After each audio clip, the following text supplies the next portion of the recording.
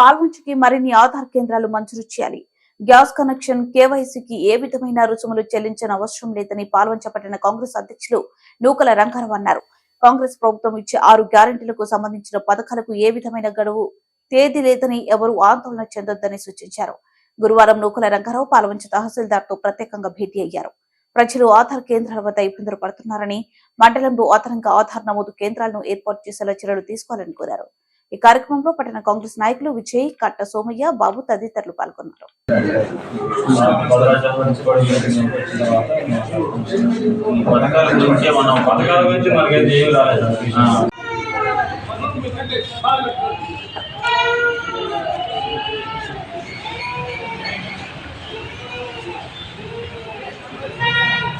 Online చేసే ఆధార్ కేంద్రాలు ఉన్నాయి, వాళ్ళతో సమావేశం ఏర్పాటు చేసి మరి స్లాట్స్ పెట్టుకుని చేసుకోమనండి. ఎందుకంటే పబ్లిక్ ఇబ్బంది పడుతున్నారు. అక్కడ పొద్దున 5ంటికి 4ంటికి వచ్చి